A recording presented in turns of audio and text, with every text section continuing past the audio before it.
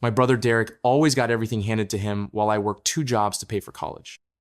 When our grandmother left her $3 million estate to the grandchild who needs it most, my parents convinced her I was a drug addict and Derek was pre-med at Harvard. The truth? I was valedictorian working as a nurse, and Derek was a college dropout dealing cocaine. Grandma found out the truth 1 week before she died.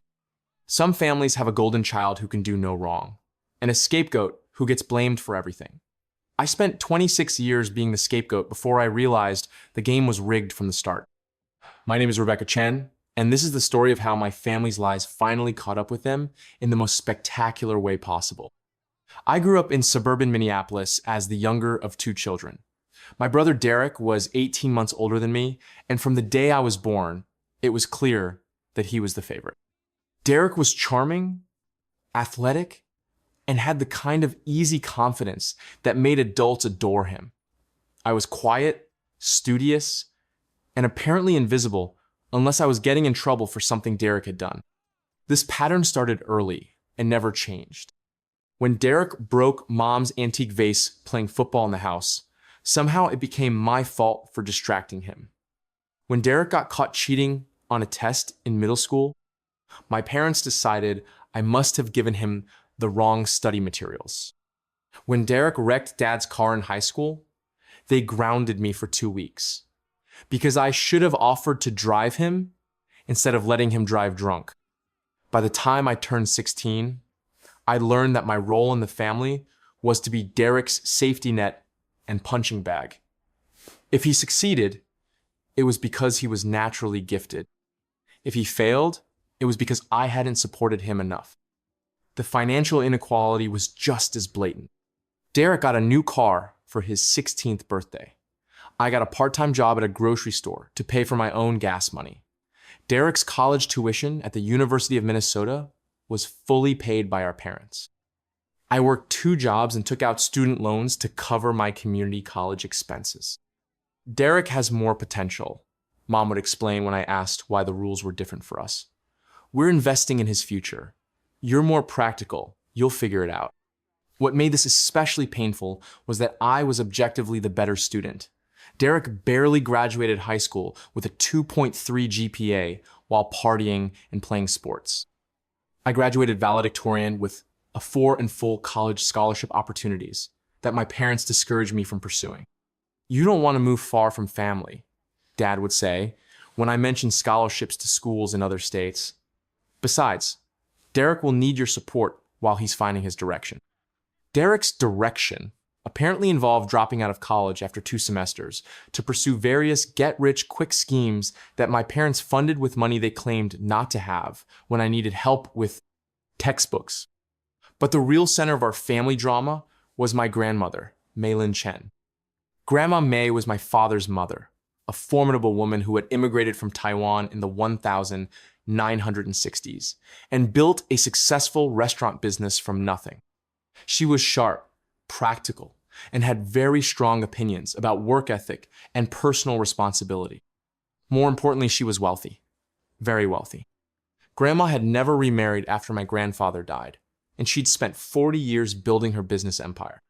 By the time I was in college, she owned 6 restaurants, 2 commercial properties, and had several $1 million in investments. Everyone knew that Derek and I would eventually inherit her estate, but the details of her will were a closely guarded secret. What wasn't secret was that Grandma had strong feelings about laziness and entitlement. In Taiwan, we had nothing, she would tell us during family dinners. Everything I have came from working every day, saving every dollar, and never expecting anyone to give me anything for free. She would look pointedly at Derek when she said this, which always made my parents uncomfortable. Derek, for his part, had perfected the art of charming Grandma during short visits while avoiding any real conversation about his life or future plans. "School's going great, Grandma," he would say during her brief visits. "I'm really focused on my studies and making you proud." This was usually said while he was home on academic probation, but Grandma only saw him for a few hours every few months, so she didn't know the truth about his situation. I, on the other hand, spent significant time with Grandma.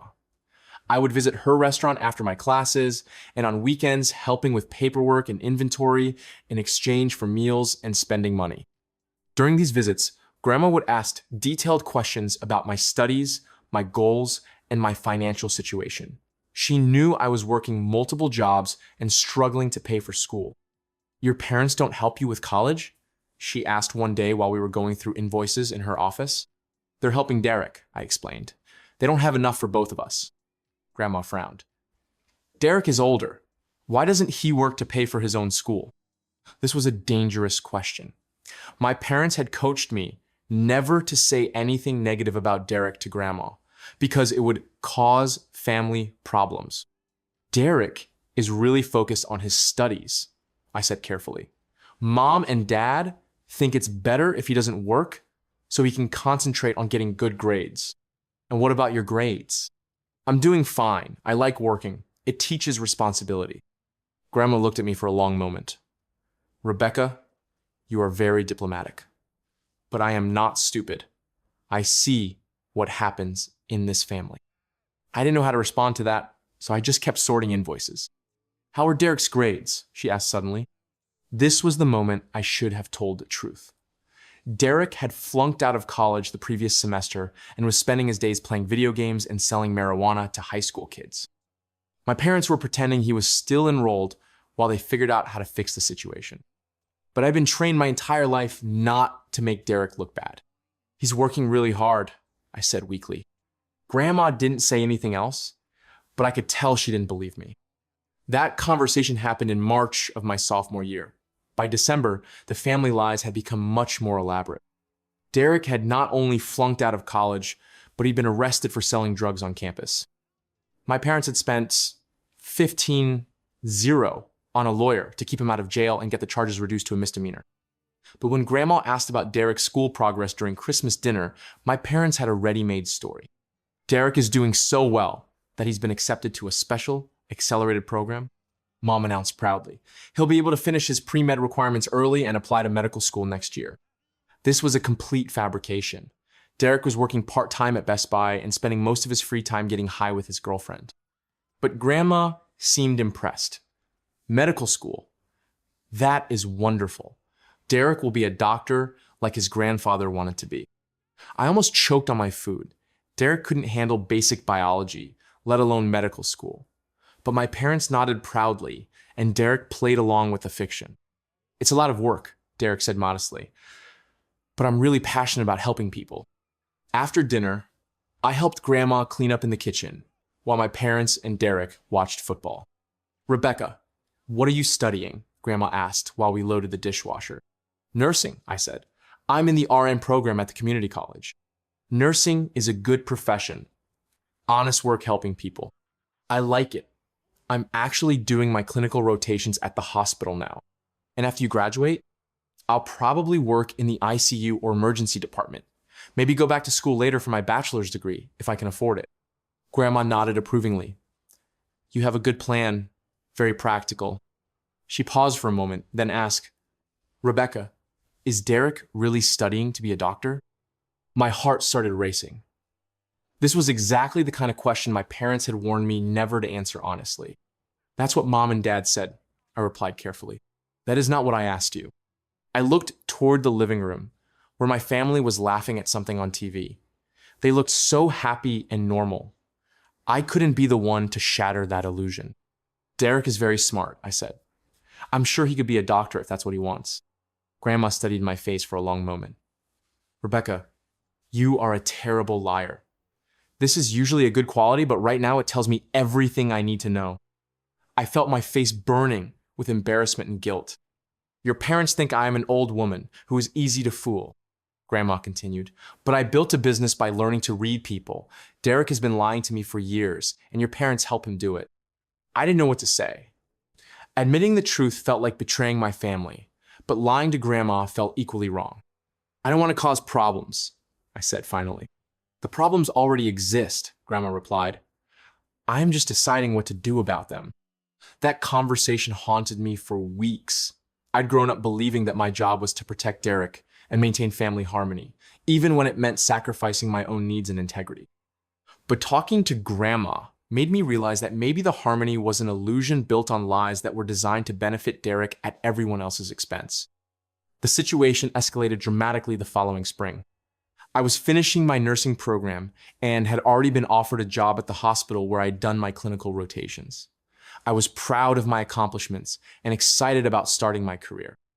Derek, meanwhile, had been fired from Best Buy for stealing merchandise and was back to living in my parents' basement while dealing drugs more seriously than before. But when Grandma came for Easter dinner, my parents presented a completely different version of reality. "Derek has been accepted to Harvard Medical School," Mom announced as soon as Grandma walked in the door. "We're so proud of him." This was such an outrageous lie that I actually gasped out loud. Derek hadn't even applied to any medical schools, let alone Harvard. But Grandma seemed thrilled. "Harvard? That is the best medical school in the country." "Derek worked so hard for this," Dad added. "His MyCat scores were incredible." Derek had never taken the MCAT. I knew this because I'd seen him playing Xbox in the basement that morning instead of studying for anything. But Derek played his part perfectly. "It's still hard to believe," he said with fake humility, "but I'm really excited about the opportunity to learn from the best doctors in the world." I felt sick listening to this performance. Not only were my parents lying to Grandma, but they were setting up expectations that could never be met. During dinner, the conversation focused entirely on Derek's fictional medical school plans. My actual graduation from nursing school wasn't mentioned once. After dinner, I found myself alone with Grandma in the kitchen again. "So, Rebecca, you must be very proud of your brother," she said while we wrapped up leftovers. I couldn't take it anymore. The lies were getting bigger and more elaborate, and I was tired of being complicit in them. "Grandma, I need to tell you something," I said quietly. "I am listening. Derek isn't going to Harvard Medical School. He isn't going to any medical school. He never finished college." Grandma stopped wrapping food and looked at me intently. "He was arrested for dealing drugs last year." I continued. "He lives in my parents' basement and sells marijuana to teenagers. He's never taken the MCAT, and he wouldn't qualify for medical school even if he wanted to go." The words tumbled out of me like water through a broken dam. Years of suppressed truth and resentment came pouring out.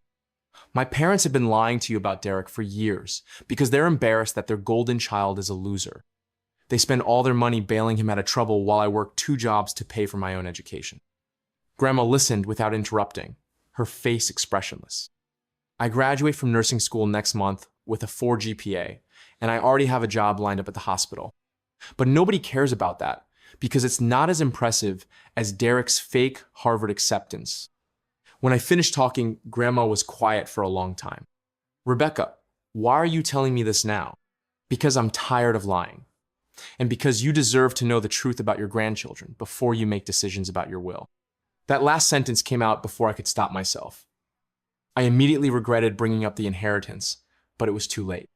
"You think I am making decisions about my will based on lies your parents tell me? I think my parents want you to believe Derek is successful, so you'll leave him more money. And I think they've convinced you that I'm less deserving because I'm just a nurse instead of a fake doctor." Grandma nodded slowly. "And what do you think would be fair?" "I think you should make your own decisions based on who we really are, not on the stories my parents tell you." "Rebecca, do you want Derek to inherit my money?" The question caught me off guard. I'd never really thought about what I wanted, only about what seemed inevitable. "I want you to give your money to whoever you think deserves it," I said finally. "But I want that decision to be based on truth instead of lies." Grandma finished wrapping the leftovers in silence. When we were done, she took my hands in hers. "Rebecca, you are a good girl with a strong moral character. Your parents raised Derek to be charming and entitled, but they raised you to be honest and hardworking. Sometimes I think they raised me to be Derek's safety net." "Yes, I think that too. But you are 22 years old now. You can choose to stop being his safety net. It's not that easy. Family's complicated." "Family is only as complicated as you allow it to be," Grandma said firmly. "You have a good education, a good job, and a good character. You don't need their approval or their support anymore." That conversation changed everything for me. Not immediately, but gradually, I started setting boundaries with my family and focusing on my own life instead of constantly managing Derek's problems. I graduated from nursing school with honors and started working in the ICU at Minneapolis General Hospital. I was good at my job and found it incredibly fulfilling to help people during their most vulnerable moments. Derek, meanwhile, continued his downward spiral. He was arrested again for drug possession, and this time my parents couldn't afford a lawyer good enough to keep him out of jail. He served 4 months in county lockup and came out angrier and more entitled than before. But my parents continued to maintain the fiction that Derek was a pre-med student preparing for medical school. When Grandma asked about Derek's progress at Harvard during our weekly phone calls, I stopped covering for him. I don't know how Derek is doing, I would say, honestly. You'd have to ask him or my parents. You don't talk to your brother about his studies? Derek and I don't talk much these days. We're both busy with our own lives. This was true. I'd stopped being available for Derek's constant emergencies and requests for money or rides or help with basic adult responsibilities.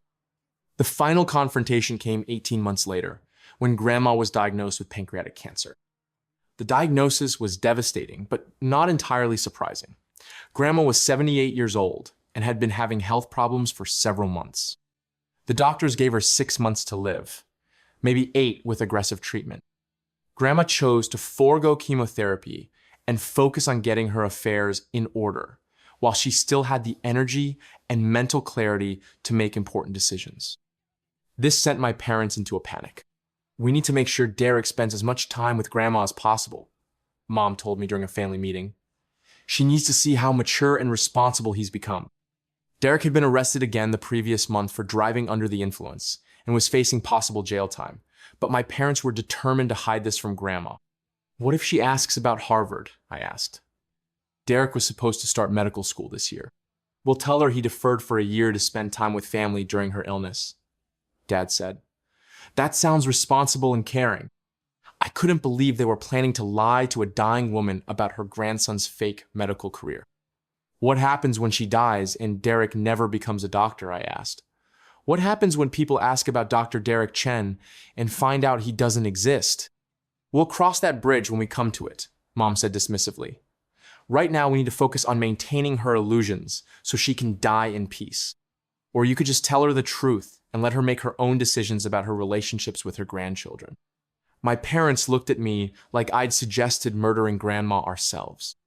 Rebecca, this is not the time for your honesty obsession, Dad said sternly.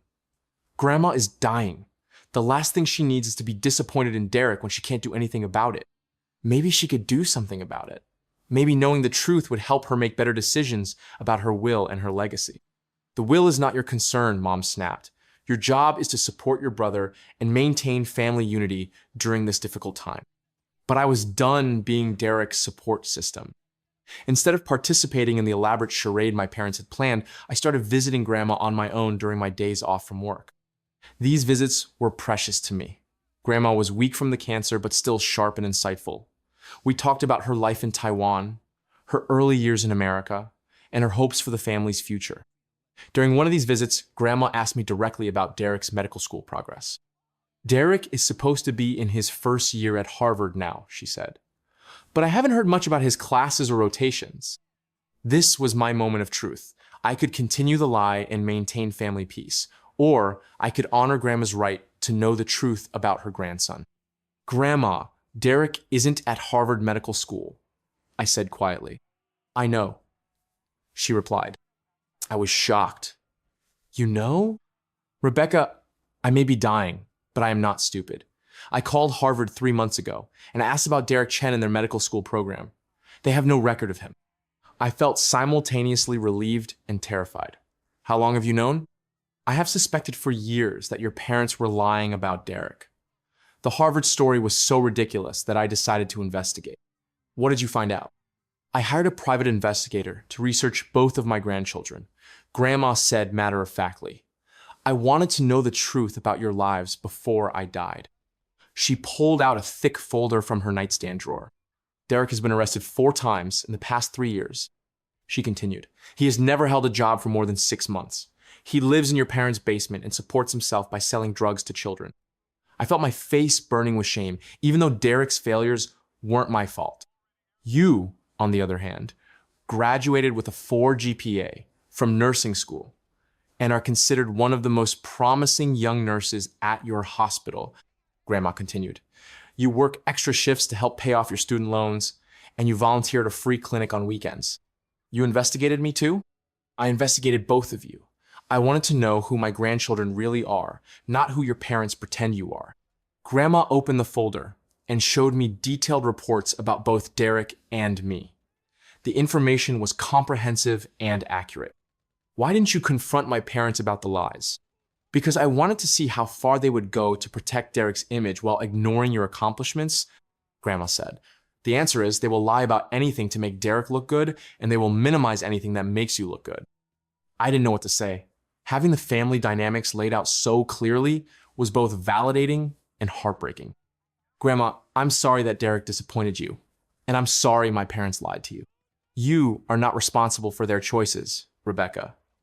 You are only responsible for your own choices. What are you going to do with this information? Grandma smiled for the first time during our conversation. I am going to make sure my legacy goes to the grandchild who will honor it. 2 weeks later, Grandma called a family meeting to discuss her will. We gathered in her living room, my parents, Derek, and me. Grandma's lawyer was also present with a stack of legal documents. I wanted all of you to be here when I explained my final wishes, Grandma began. I believe in transparency, especially when it comes to family matters. My parents exchanged nervous glances. Derek looked bored and slightly hungover. I'm leaving my entire estate to my granddaughter Rebecca, Grandma announced calmly. The room erupted. What? Mom shrieked. That can't be right. Derek is the eldest. He's going to be a doctor. Derek is not going to be a doctor, Grandma said firmly. Derek is a drug dealer who has been arrested multiple times and has never held a legitimate job. Dad's face turned red. Who told you that? Rebecca didn't tell me anything, Grandma interrupted. I hired a private investigator because I was tired of your lies. She gestured to the folder on her coffee table. I know everything about Derek's arrests, his drug dealing, and his complete lack of education or employment. I also know everything about Rebecca's academic achievements, her professional success, and her volunteer work. Derek looked confused and angry. Grandma, whatever Rebecca told you about me isn't true. She's always been jealous. Derek, be quiet, Grandma said sharply. You have lied to me for years about your education, your goals, and your character. I will not listen to more lies. She turned to my parents. And you too have enabled his lies while ignoring Rebecca's achievements. You convinced me that Derek needed financial support for medical school, while Rebecca worked multiple jobs to pay for her own education. But we were protecting Derek, Mom protested. He just needed time to find his direction. Derek is 24 years old, Grandma said. If he hasn't found his direction by now, more money will not help him. The lawyer cleared his throat. Mrs. Chen, would you like me to read the will formally? Yes, please. The will was comprehensive and ironclad. Grandma was leaving her restaurants, properties, and investments worth approximately 3.2 million entirely to me. Derek and my parents would inherit nothing. The room was silent except for the sound of my mother crying. Grandma, I said quietly, are you sure about this? It's going to destroy the family. Rebecca, this family was already destroyed by years of lies and favoritism, Grandma replied. I am simply making sure my money goes to someone who earned it through honest work and good character. But Derek is still your grandson. Derek is my grandson, and I love him, Grandma said. But love does not mean enabling destructive behavior with money he hasn't earned. She looked at Derek, who was staring at the floor with his hands clenched into fists. Derek, if you want to change your life, you have time to do it, she continued. But you will have to do it with your own effort, not with my money. Derek stood up abruptly. This is bullshit, he said. Rebecca turned you against me. She's been planning this for years. Derek, sit down and listen, Grandma said firmly. No, I'm not going to sit here and listen to you give away my inheritance to my lying sister. Your inheritance? Grandma's voice became dangerous. You think you inherited something by being born? You think you deserve my money because you are male or older? I deserved it because I'm going to be a doctor. You are not going to be a doctor. You are a drug dealer who lives in his parents' basement. Derek's mask finally slipped completely. Fine. So what if I sell a little weed? At least I'm not a stuck-up bitch who thinks she's better than everyone else. The room went completely silent. Grandma looked at Derek for a long moment, then turned to my parents. "This is who you raised," she said quietly. "This is the character you protected and enabled while ignoring your daughter's genuine accomplishments." My parents couldn't meet her eyes. "The will is final," Grandma continued. "Rebecca will inherit everything when I die. If anyone contests the will, I have detailed documentation of Derek's criminal history and drug dealing that will become public record during the legal proceedings." She looked directly at Derek. "Do you really want your drug dealing exposed in court, Derek?" Derek stormed out of the house, slamming the door behind him. My parents followed after, apologizing profusely and promising to talk sense into Rebecca. I was left alone with Grandma and her lawyer. "Are you okay?" Grandma asked. I was shaking from the confrontation, but I felt something I'd never experienced before. Complete family honesty. "I'm okay," I said. "Thank you for believing in me. Rebecca, you earned this inheritance through years of hard work and good character. Don't let anyone make you feel guilty for accepting what you deserve." Grandma died 6 weeks later, peacefully in her sleep. The funeral was a nightmare. My parents and Derek spent the entire service bad-mouthing me to anyone who would listen. They told people I had manipulated a dying woman and stolen Derek's inheritance through lies and deception. Some extended family members believed them and treated me like a villain. But Grandma's friends and business associates knew better. They'd watched her build her empire through decades of hard work, and they knew she wasn't someone who could be easily manipulated. "Your grandmother was the shrewdest businesswoman I ever knew," her lawyer told me after the reading of the will.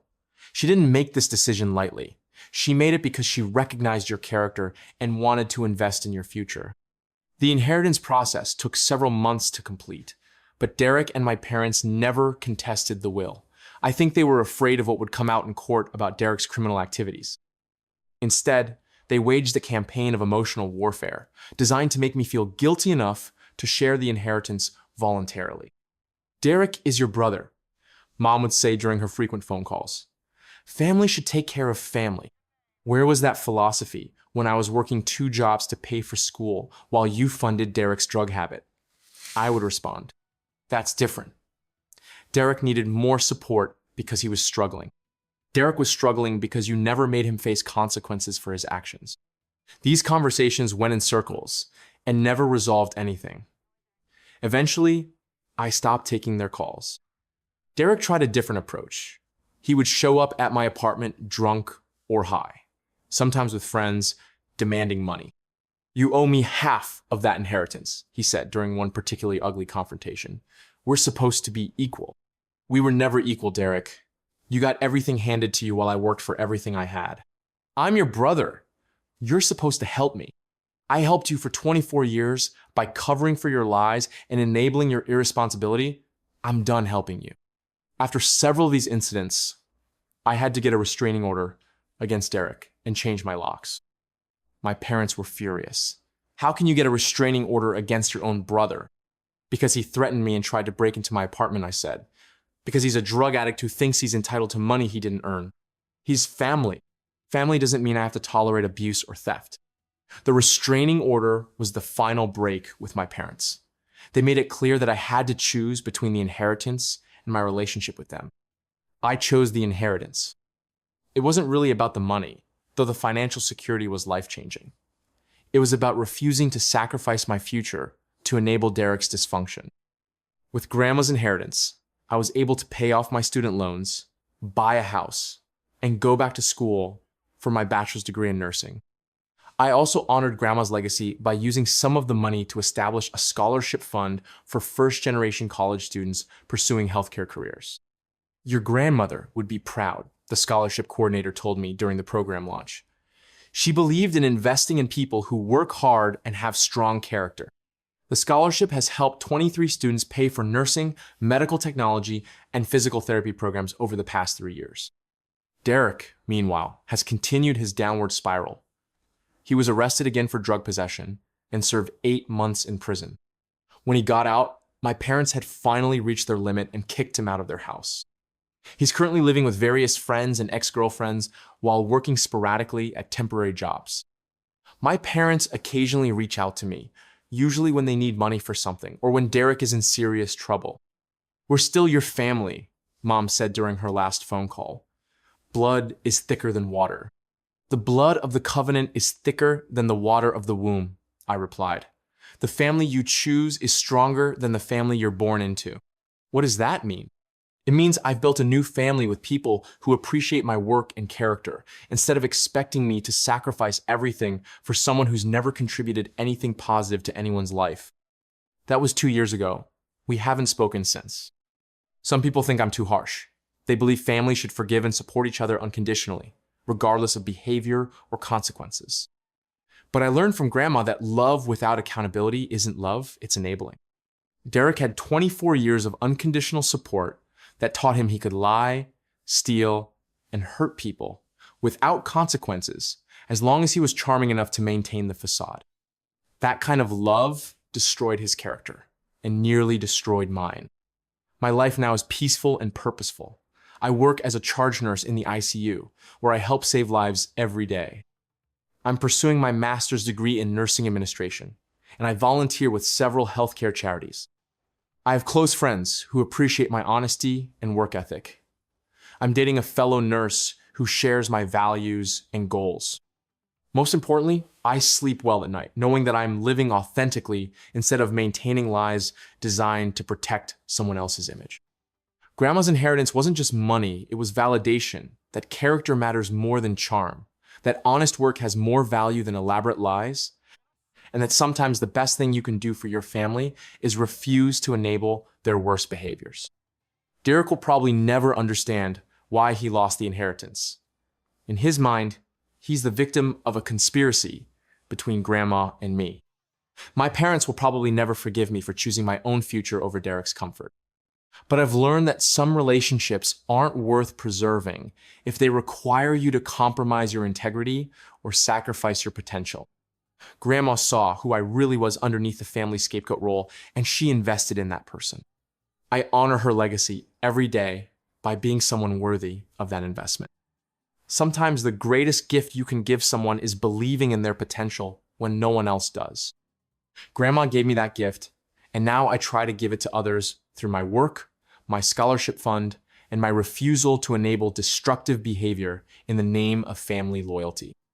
Derek was the golden child who got everything he wanted and learned nothing about earning what he received. I was the scapegoat who got nothing I didn't work for and learned everything about the value of honest effort. In the end, those lessons were worth more than any inheritance could ever be. But I'm grateful to have both the lessons and the inheritance, and to honor the memory of a grandmother who saw through the lies and chose truth over family politics. Some families deserve to be preserved. Others deserve to be escaped. I escaped mine, and I've never been happier or more successful.